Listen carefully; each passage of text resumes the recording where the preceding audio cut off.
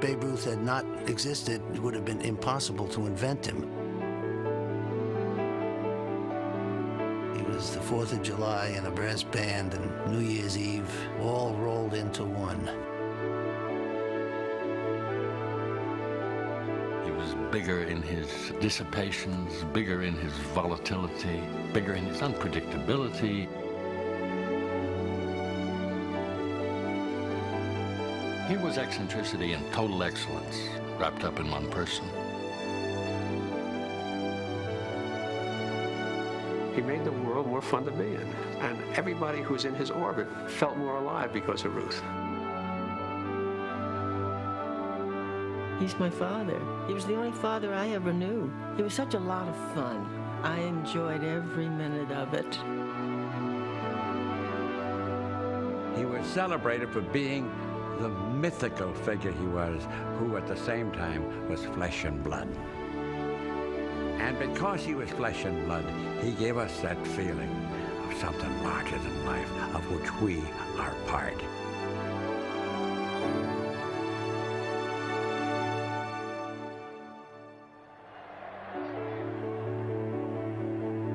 He would get up to the plate, he would kick the dirt a little bit and take his stance, and then smile down at the pitcher. He'd take the bat and he'd point it out like that. And you saw people standing up, just applauding. He hasn't done anything yet, but there he is, they're applauding. He swung and missed once. You know, that tremendous swing, he swung around, he was looking up into the stands, and he was looking right at me as far as I was concerned. Just looking, there's Babe Ruth looking at me. Wow. And what are you waiting to see? Hit a home run, Babe. Waiting for the pitch, there was a sense of a great coiled spring. And when he swung, Bam! Boom! Boom! Bam! There it went. It was so frightening, they all ducked. All of a sudden, see that ball go. Up, up, up, up, up. 150 feet high as they passed first base, and they just floated and floated and floated and went forever. Like a homing pigeon that would choose direction and leave town. That ball had to travel at least 600 feet on the fly. Over the fence, the parking lot, the restaurant next door, and 4 blocks down the street. and then, very suddenly, from this moment of immense power and the ball flying out, he ran with little mincing steps, thin legs, these delicate ankles, and he minced his way as though he were a dancer. Doffing his cap left and right, bowing and waving to everybody.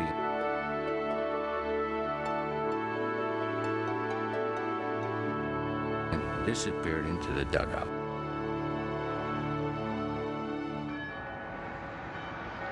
At Babe Ruth's massive funeral in 1948, a puzzled drama critic asked a sports writer, what did this man Ruth do? What did he have to merit this? History tells us that Babe Ruth was the greatest player in an era when baseball stood alone as a national pastime. His talents were beyond unique. First as a brilliant pitcher with the Boston Red Sox, then a thunderous slugger with the New York Yankees. But was it just Ruth's astounding ability that allowed him to sit among the gods? How did the Babe's life pass from that of an ordinary human being to star, to legend, and finally into myth? Ruth was far from perfect. He could be loud and abrasive and impossibly immature, but he was a perfect fit for the times. A man of mighty appetites and unrestrained desires, the Babe was a metaphor for the big, broadening shoulders of America. Ruth himself once said, "I like to live as big as I can." In an era when our country was burgeoning with power, no one hit the ball farther and louder than Babe Ruth. No novelist or Hollywood screenwriter at the furthest extremes of their imagination would have dared invent somebody like this.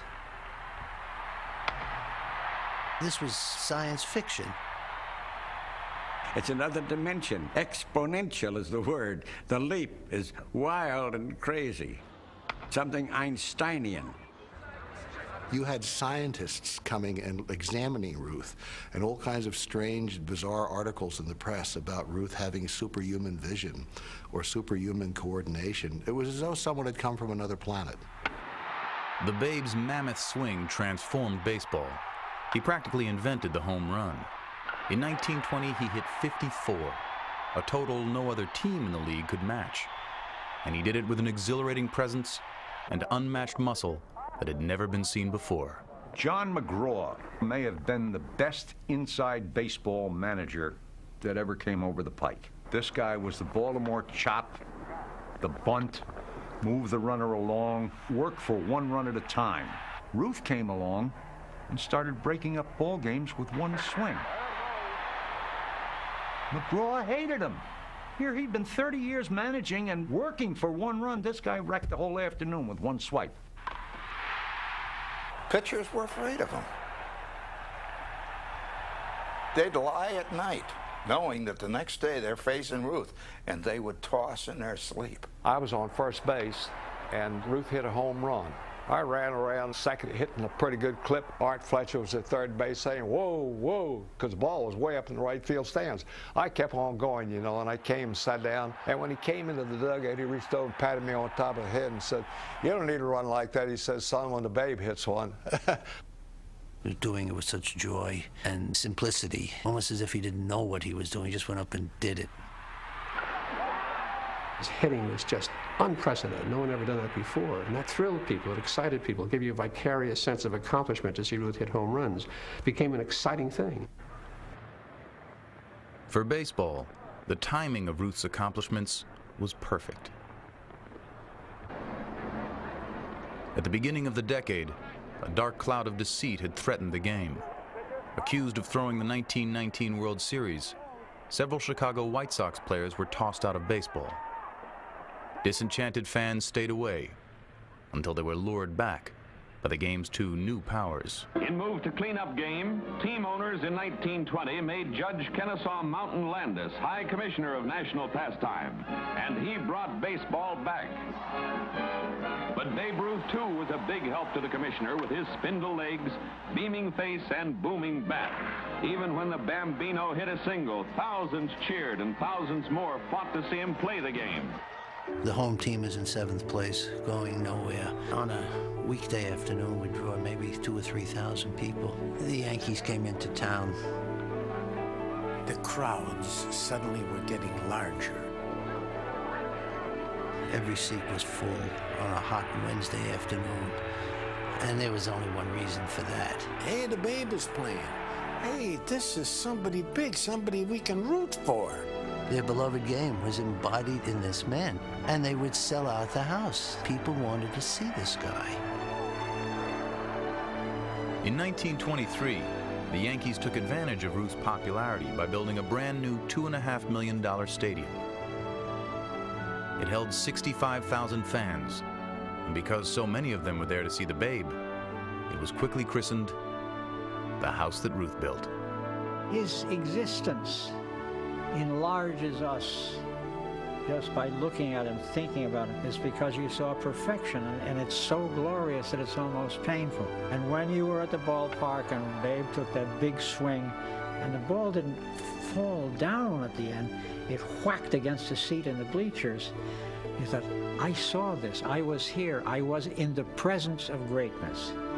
And to be in the presence of greatness means that some tiny fleck of it is attached to you.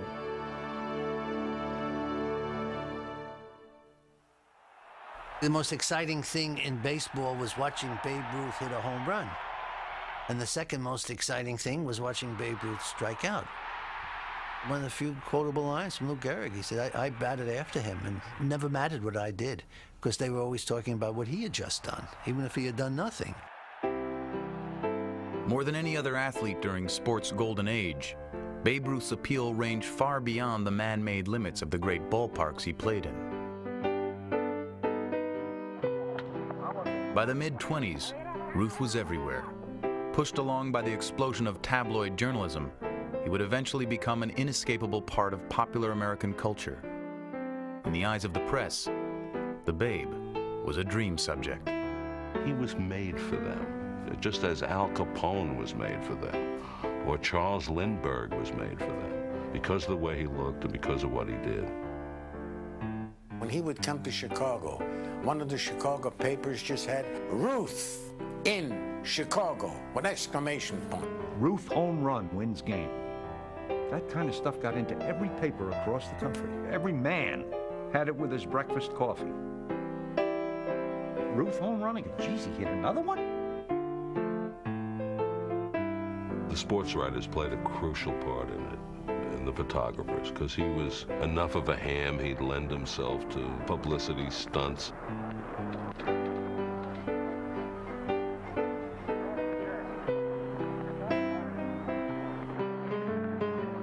Put a beard on him, pose him with a monkey. It was a photographer's dream. He was a quote machine. He was not some remote guy. He sat and talked and drank beer with them. They cherished him for that. He made their job easier. So the media really built Babe Ruth. Every reporter who covered Ruth had the illusion that he was a great friend of Ruth, personally. And so the minute he started to write about Ruth, he was always writing about what he considered his friend. And you can't forget that face. He had the face of a happy catcher's mitt. He had a face that looked like a horse had stepped on it. That helped.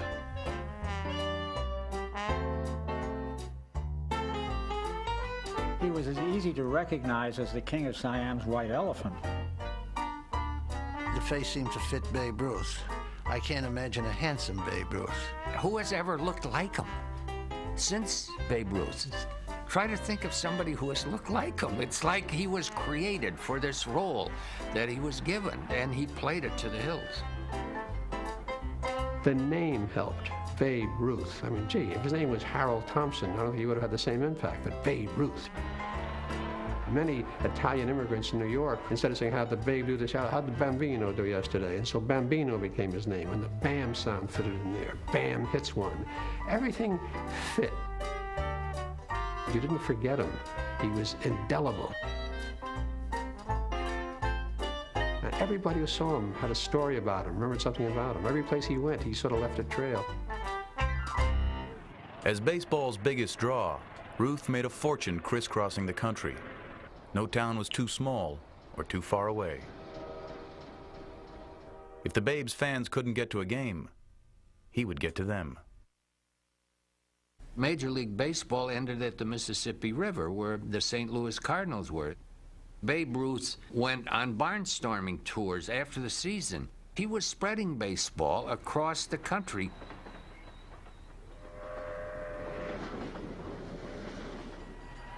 People would be standing along the tracks or out in the meadows because they had heard that Babe Ruth was on that train.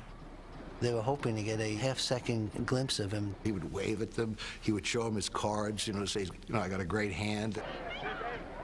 And the Babe being on the back platform and kids running from all over the place and jumping up on the train to get his autograph, to touch him, to look at him. You read about them and you heard about them, but suddenly to see these big league ball players on your local sandlots, and you're talking about the best players, like Gehrig, Lefty Grove. There in the middle of it all was Babe Ruth. Moby Dick in a goldfish bowl. Did you ever see one of his movies? At the top of his chosen game, the Babe even tried acting, although his flair for the dramatic didn't come through on screen. Ruth's movies were far from an artistic or financial hit, but that didn't seem to hurt his popularity. More people knew about Ruth than knew about the president in this country, and a lot more cared. He transcended sport in the sense that people who didn't care about sport knew who he was. He went outside the limits of sport culture.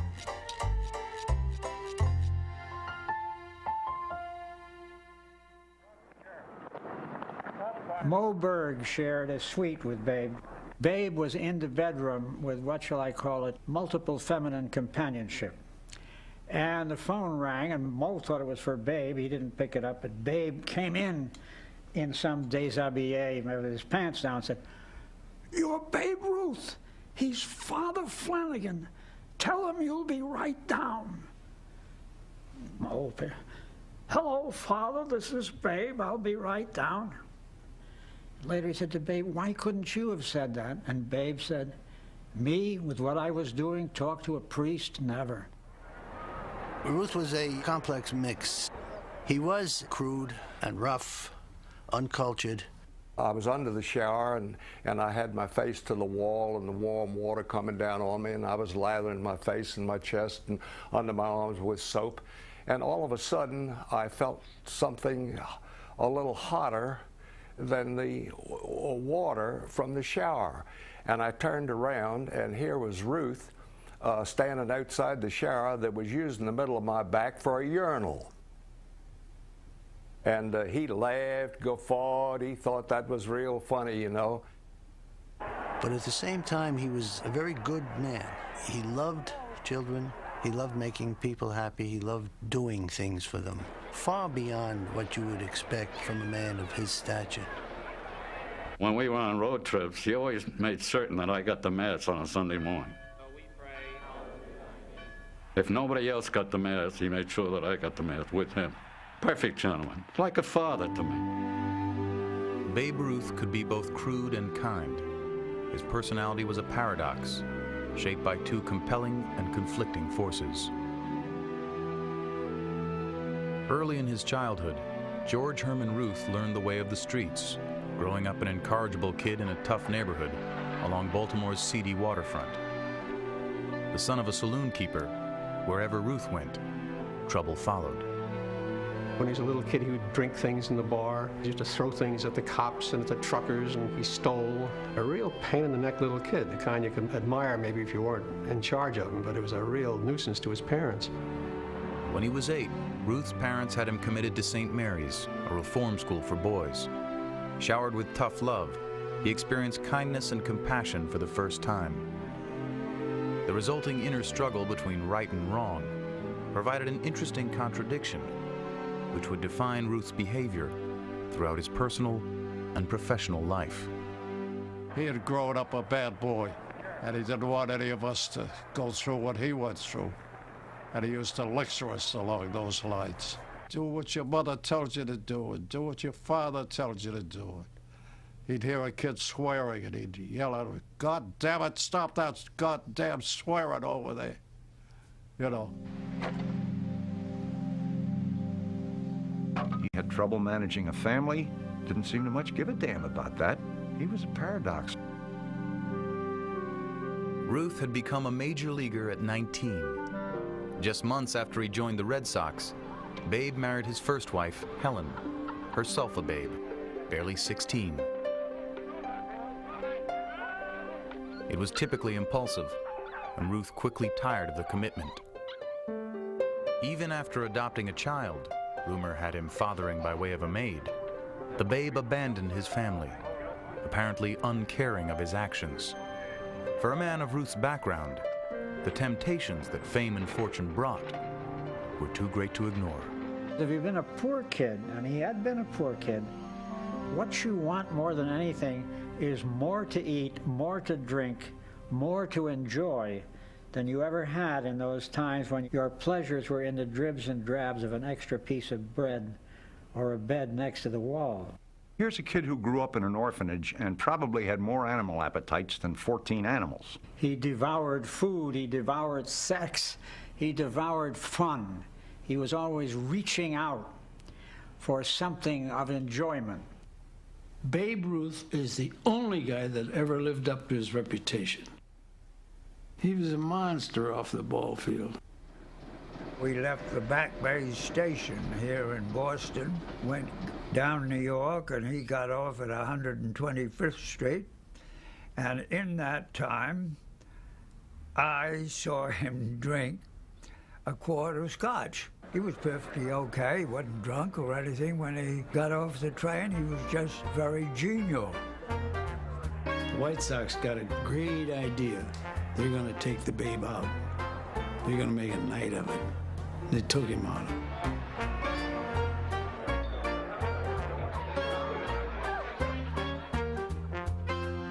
He gets up there. Here we go. I told the bartender, hey, Charlie, mix me up one of those things. Poured the thing in. The Babe lifted that up. He says he went all the way, ice cubes included. For Pete's sakes, that guy's got a throat like a trombone. 3 minutes before the ball game, here comes the Babe. Miller Huggins looks at him and look at him. He ain't even been in bed all night. He says, that guy's gonna play today. Okay, he played. He butchered the White Sox. Okay? The game is over. Babe hurries up the steps to get to the White Sox before they disappear. Hey, where are we going tonight? Then, of course, he ate God knows how many hot dogs. He'd run me back into the dressing room during a game and get a couple of hot dogs and a bottle of soda pop. I'd go back 2, 3, 4 times during a ball game. Hot mustard, relish, sauerkraut. He had the works. Oh, good Lord. Oh, my. Yes, he ate. He was hungry. He had an appetite for everything. He wanted to taste everything. He chased women. He used to go out with the kind of women everybody would like to go out with if they could. The chorus girls, Broadway cuties. What Ruth liked more than anything else was lying on his stomach and having a geisha walk on his spine from top to bottom and back again. Ruth thought that was beyond belief. I do believe the geisha was naked at the time. I don't know about Ruth. Women looked for him, and he used to like to have his visitations in the morning before ball games. He was exhausted and didn't really have room in his schedule. He still would allow one into his bedroom and do his duty. Called me up one day and said, Devens, could I use your room? I said, who's this? Babe, he said. Why, yes, sir. This guy was the king of the world. Imagine being Babe Ruth. That'd be a ball, wouldn't it? There were times when even Ruth took excess to the extreme. He missed 2 months of the 25 season with a mysterious illness the writers called the bellyache heard round the world, although others hinted that syphilis was the more likely cause. There was even one time his insatiable appetite for women nearly led to his demise. He had this Latin girl in Ebo City in Tampa. He told her that the relationship had to end because he was going into spring training. In reality, he had found something that he liked somewhat better. And this Latin girl came in the front entrance to the dining room, and she looked around the dining room and saw Ruth and this other woman over there. And as she was coming toward him, she reached into her pocketbook and she pulled out this revolver and kept on coming. This woman fired. And Lazare said, did she hit you? He said, yeah. He said, didn't mount to nothing. And he says, there it is right there. And he showed the calf of his leg where the bullet had gone right through. And the scar was there.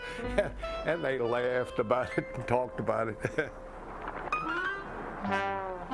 He did everything to excess. The bad things and all of the good things, too. The two sides of Ruth's personality were markedly different, yet equally compelling. At times egotistical and selfish, the Babe could also be thoughtful and considerate. He was extremely generous with his time and money, especially with kids.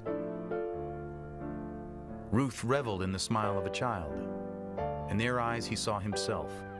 He enjoyed the innocence and spontaneity of adolescence. Forsaken by his parents, the Babe wanted kids to experience the love and affection he felt he never really had. Ruth's relationship with children was remarkable. It was genuine. He made children feel comfortable. He made them feel happy. You see these pictures, he's surrounded by hundreds of kids. There's always a smiling, relaxed face, so happily in his element. And there is Ruth with his big, happy smile, spreading his joy and doing it with a naturalness. It was so genuine that it just flowed into them. Almost every weekend, Babe Ruth would come in and help us bagging peanuts. He'd work for a couple of hours with us, then he'd throw a $10 or a $20 bill on the table where we were working to take care of the kids. He'd walk out. Had to have an operation. My father, who worked at Yankee Stadium almost all his life, was a very hard-working man, but they didn't have that kind of money. Dr. Smith, who was the head of the hospital, said because my name was Mary Smith, we had to be related, and I wouldn't have to pay. But I was told later from another doctor that wasn't true. It was paid for by the Babe. And they told me he was a friend of my father's. I just kept looking at his face because he had such a beautiful smile. We had a little orange juice stand. It was right near the golf course. He was playing golf. He said to me his name was Babe Ruth, and I said, well, where's your candy bars? Because that's all I knew was Babe Ruth was a candy bar. Well, they laughed. They thought this was real funny. And I put my head down and sort of started to cry, I guess. He patted me on the head. He said, you gonna be here tomorrow? And I said, yes. And so he came back the next day, gave us a whole big box of Baby Ruth candy bars. He just said, now, little girl, don't you forget who I am. He had such beautiful blue eyes. They sparkled. In the roaring raucous 20s, when America celebrated consumption and excess, no other public figure was worshipped like the Babe. Thanks to his friends in the press, Ruth's repulsive behavior was never reported. His vulgar side rarely seen. To his adoring fans, Ruth's indiscretions were harmless.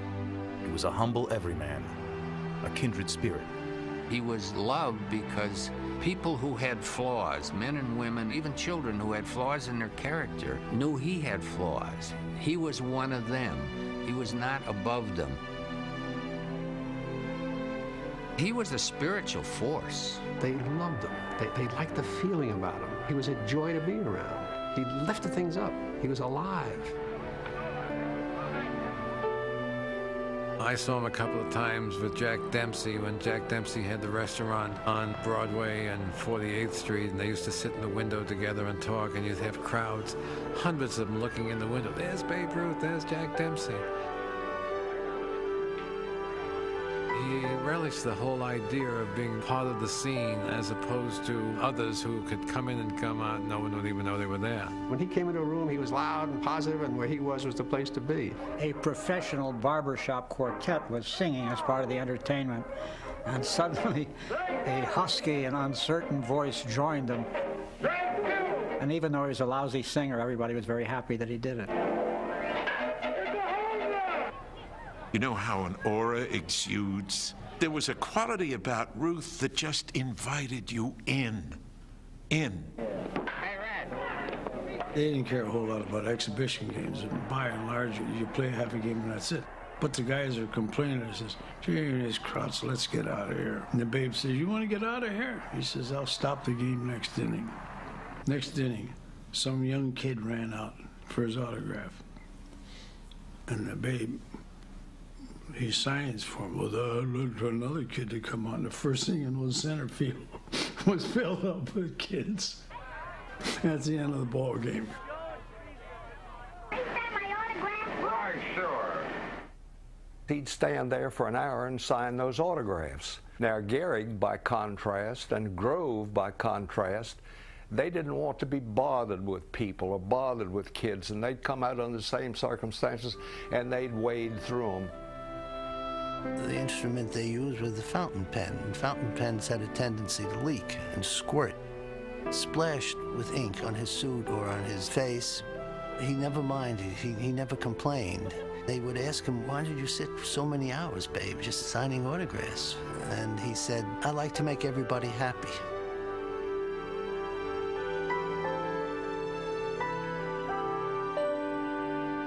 He happened to see me over there in the corner, and he came over and he says, what's your kid's name? And he said, let me get you a ball for your kid. And I said, well, I don't have any kids. In fact, I'm not even married.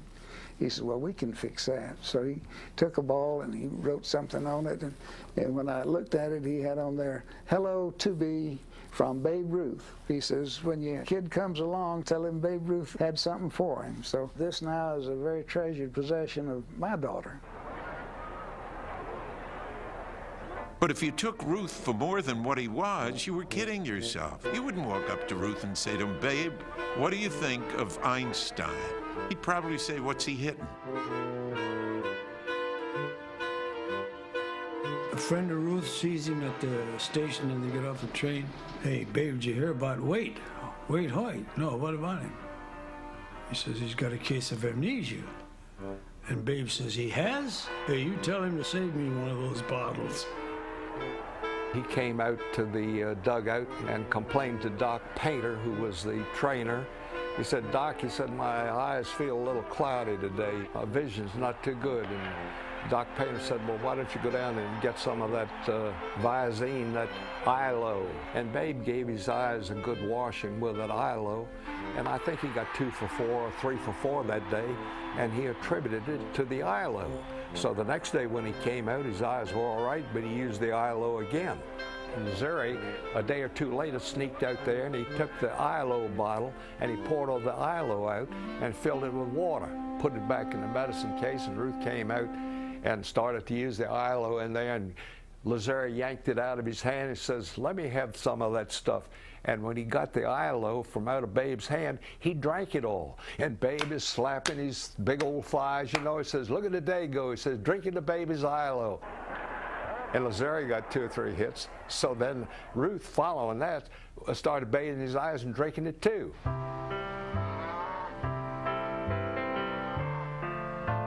He could never remember anybody's name and the people he played with and played side by side. He called everybody kid. There's my kid. Keed, K-E-E-D. "Hey, kid." How you kid? Say that to a guy who was 92 years old. Lazare said, "I'm going to have a little fun with the Babe." So he called Miles Thomas, who was some distance away. Now, Miles was a relief pitcher on the Yankees and had been with the Yankees for some 3 or 4 years. And he called Miles over and he said to Babe, he said, "I want to introduce you to Charlie Devins, who's just showed up from Harvard and going to be with us a while." And Ruth stuck out that great big meat hand and said, "Nice to see you, kid. Welcome to the Yankees." And Thomas had been on the ball club for 3 or 4 years. Ruth didn't appear to know that, but he was glad to see him nonetheless.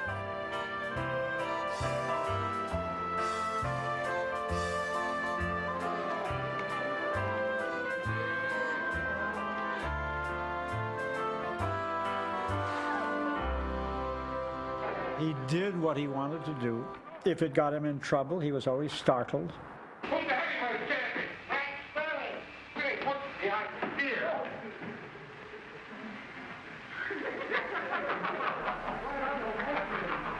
He was totally spontaneous.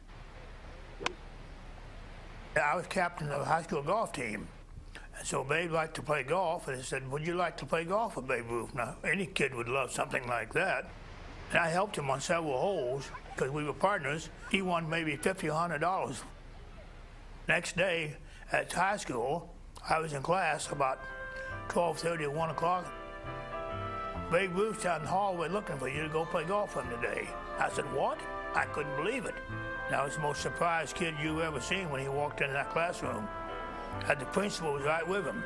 "Babe's here to take you to the golf course. It's okay to go." So I jumped up and went with him. He never had any serious thoughts in his head, really. But you'd have liked him. He wasn't a bad fellow.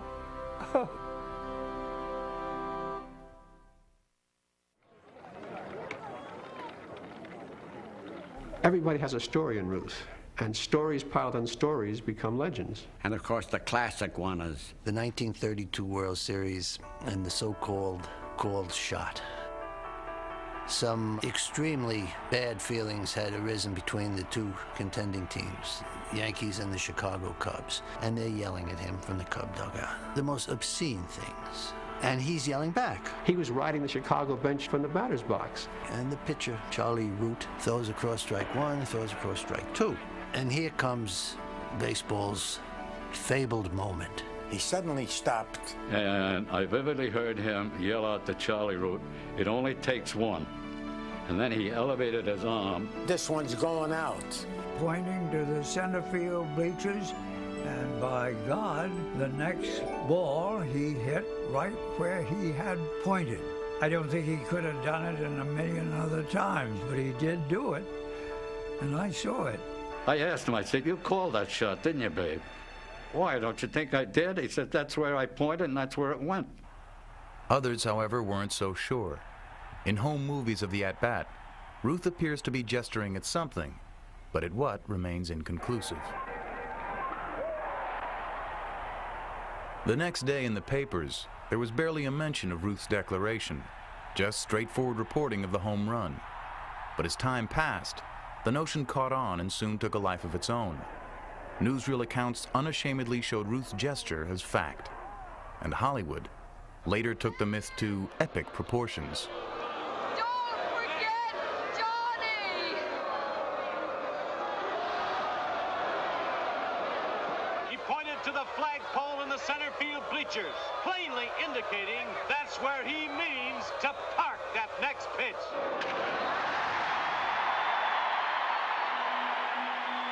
It's a harmless little myth. Hell, a lot of people believe in Santa Claus. There's nothing wrong with it.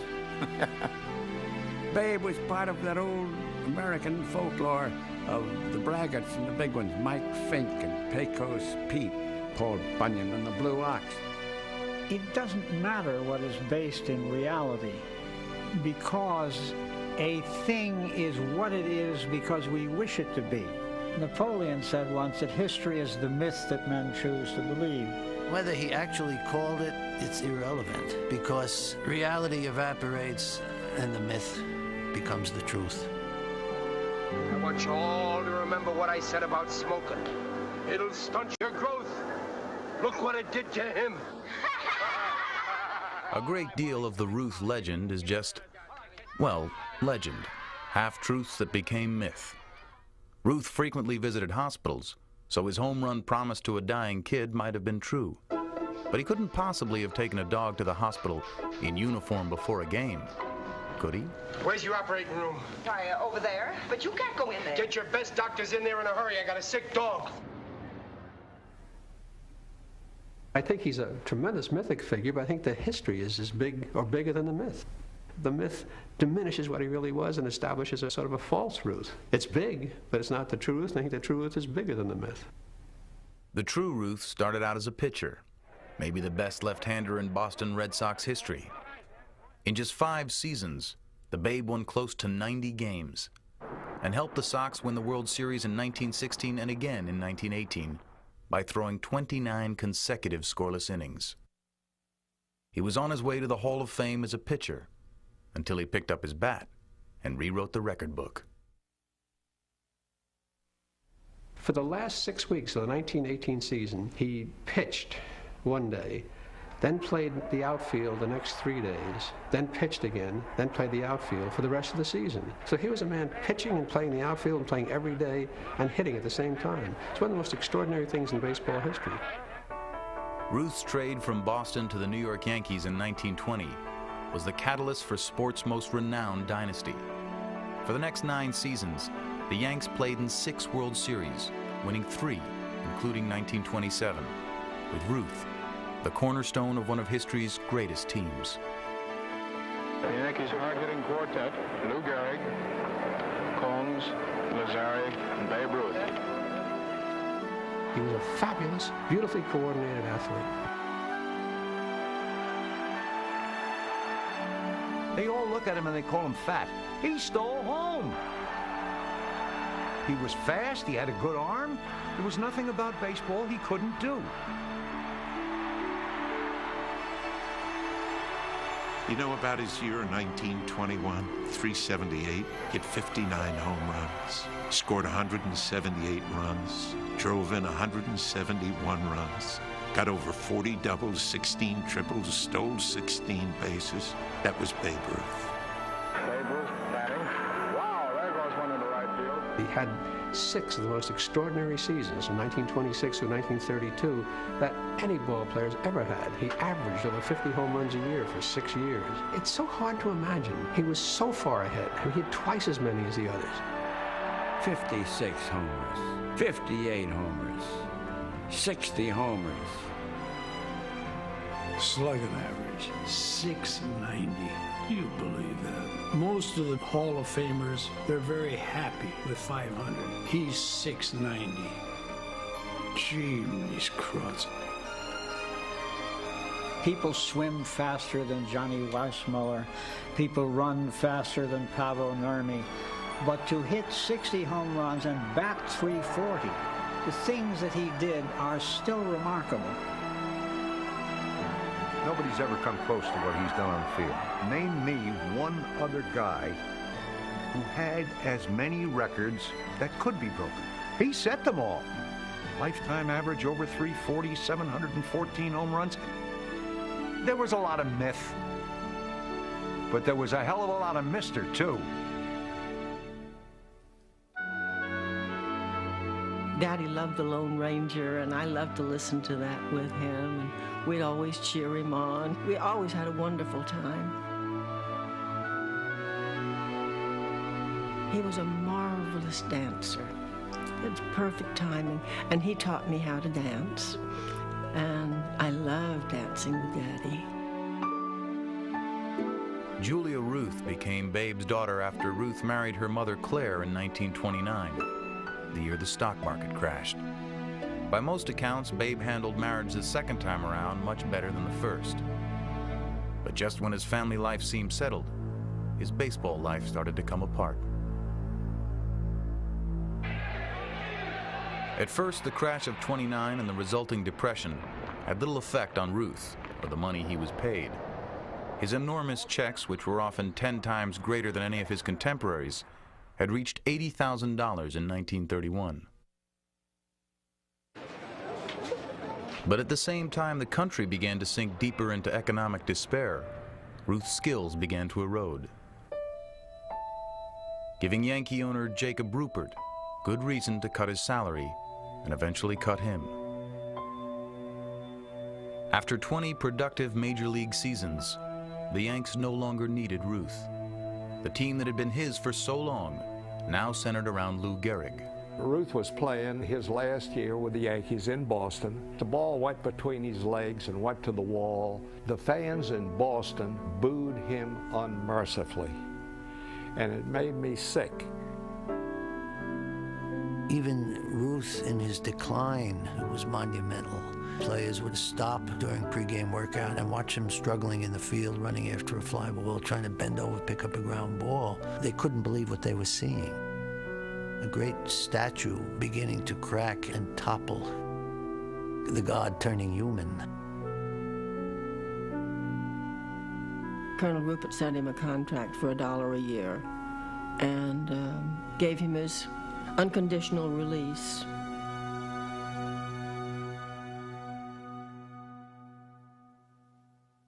I can't go on forever, but you can bet your sweet life that I won't play until I drop, but I'll play until I damn near drop. Thank you. In 1935, Ruth took his diminishing skills to the Boston Braves. Ever the showman, he defiantly hit 3 homers in one of his final games. But at age 40, the Babe retired as a player and spent 3 years away from the game. Feels good to be back in his uniform. That Dodgers look pretty good on the front of you, too, boy. In 1938, Ruth happily returned to New York as a coach for the Brooklyn Dodgers. The Babe had been led to believe the Dodgers would one day let him manage. In reality, the struggling franchise had signed Ruth as a gate attraction. Fans did come to see Ruth, but the novelty soon wore off. The Babe was let go, and the promise never kept. They never had any intentions of making him a manager. They just wanted him for his name. It was almost like they lied to him. He'd come home and he'd ask Mother, "Anybody call today?" Of course, nobody ever did. And all he wanted to do was just be in baseball. He wanted to be a part of baseball because it was a part of him. He was so disappointed. He almost went into a depression. They used to say about him, how could he ever manage a team when he never learned to manage himself? So in his post baseball years, whenever he went to Yankee Stadium, it was always my impression when I sat close enough to look at him that he was very morose and sad. He would sit there hunched over, staring at the action. You got the feeling about him that he had been involuntarily removed from his real environment. The Yankees never came calling either, so Ruth went on doing what he did best, playing the role of the Babe.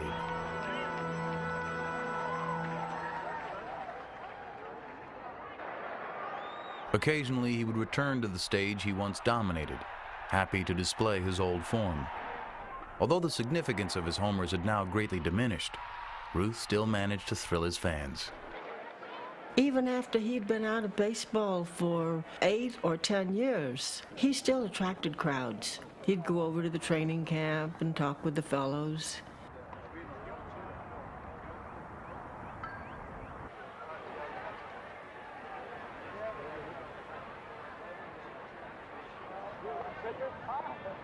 People still asked him for his autograph. They were still showing their love and appreciation for him, even though he wasn't playing baseball anymore.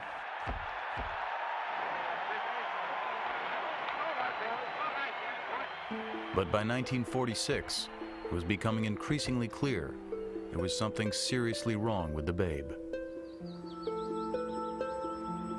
I was in New Hampshire, and there was a picture of him in the paper. I called Mother. I said, "Mother, what on earth is the matter with Daddy?" I said, "He looks terrible." "I really don't know," she said. "He has these terrible headaches." That winter, Ruth had a throat operation, and the prognosis was grim. Although he wasn't told of his condition, the Babe had cancer. They kept the fact that he had terminal cancer away from him because they thought he would jump out a window. He couldn't eat. He couldn't swallow. Of course, he was losing weight like crazy. He just didn't look like Daddy. He would sit in the chair by the hour and look out over the Hudson River. His spirits were very good. He felt that he was going to beat this thing. But the fact that he had the scar tissue up around his neck made it very difficult for him to talk. On April 27, 1947, baseball celebrated Ruth's accomplishments with a day in his name at every major league ballpark. Ruth himself attended the ceremony at Yankee Stadium. I knew how sick he was. I guess that's the reason I didn't go in. And I just stood outside. He started to speak. Thank you very much, ladies and gentlemen. You know how bad my voice sounds. Well, it feels just as bad. You know this baseball game of ours. They turned up that loudspeaker so everybody outside, blocks around, could hear him. The train up on the platform, people, they just stopped in their tracks listening to this great man. And after you were a boy and grew up to know how to play ball, then you come to the boys you see representing themselves today in your national pastime. The only real game, I think, in the world, baseball. There's been so many lovely things said about me, and I'm glad that I've had the opportunity to thank everybody. Thank you. Give him away,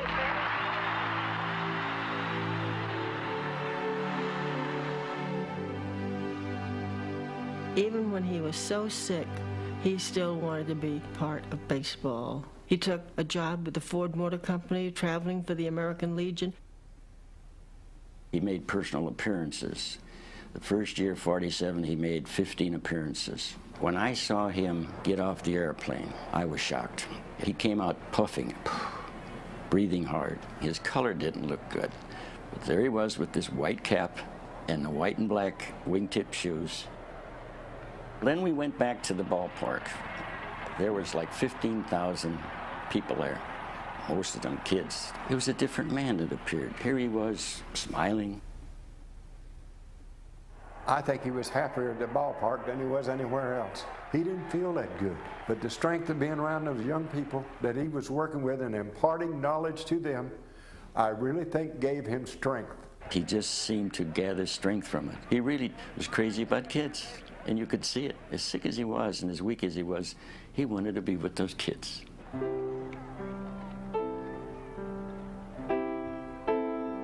Babe was a very sick man. We had a child in town that was dying of cancer. Who comes out in the yard but the babe? And he spends time talking to all of us. I got something for you. Here, you look like you can catch. There's a ball. His attitude, knowing that he was close to death, and us knowing that our friend was dying and not understanding, it was just so wonderful. How you doing, babe? His health failing, his glory days behind, Ruth continued to make public appearances. On June 13, 1948, he helped celebrate the 25th anniversary of Yankee Stadium and wore his uniform for the final time. I was there when he made his last appearance in Yankee Stadium. Even though by that time he was wasted away, somehow on that day he filled the uniform.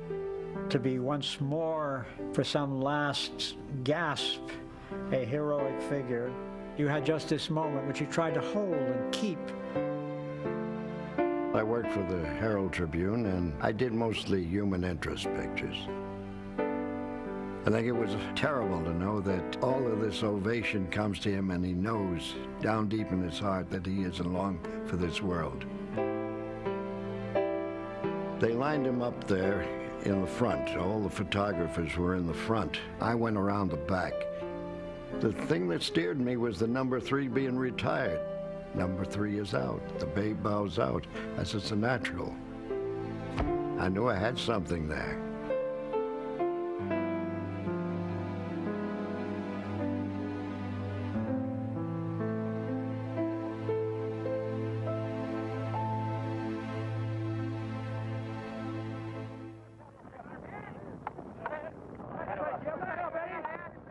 Later that summer, Ruth's health took a serious turn for the worse. In July, he entered the hospital once more, and this time, he was made aware of what he was facing. When he went into the Sloan Kettering, he saw that it was for cancer and allied diseases, and he said, "Have I got cancer? They'd never told you." If anything could have saved him, believe me, the prayers would have.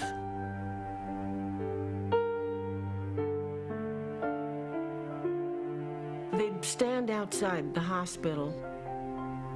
Once in a while, he'd go to the window and look out and wave. He knew that he had all their best wishes and that they were pulling for him. Here was somebody who had been through an awful lot of pain, discomfort for over a 2-year period. He'd had enough of it. I'm tired of all this now. He was very quiet. He awaited the end in a dignified way, but it was just a terrible thing for him to realize what had happened to his joy of living. We interrupt this program to bring you a special bulletin. New York, Babe Ruth, the all-time baseball great, just died in Memorial Hospital of cancer. Ruth's casket was brought to Yankee Stadium. A spectacle in death, as in life. The Babe had come to rest where his legend had begun. The people who came to get their last look at him just absolutely was staggering. It amazed me. We went up to the Bronx on the subway, and there were people from every race, every neighborhood. The line moved very quickly, and looking down at his face, he looked exhausted.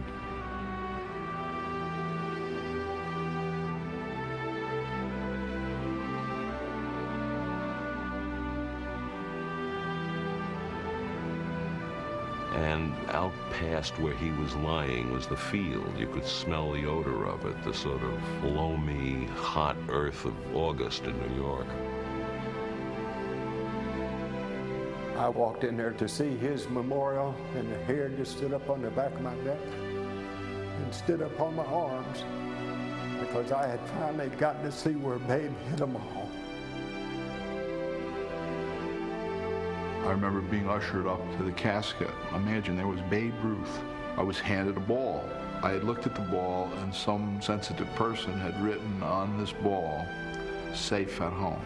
I put the ball right next to his hand, and I thought, wow. I mean, here he is, he's home. He's where he belongs.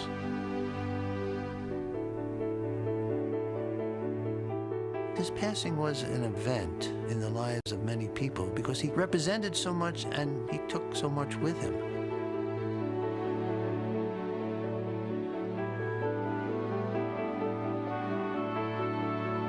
There never was a character like that, and there never was going to be one again. But in many ways, he's never left the game. The standards that he set, the legends that he created are still very much with us. Babe Ruth will never be gone. He's still here. He's always here. He was a living man who became a mythic god, and nothing can change that.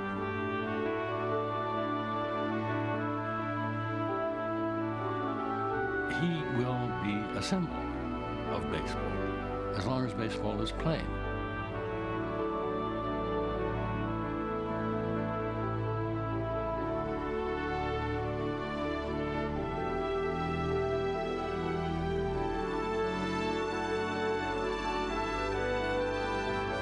To me, the Babe's still alive.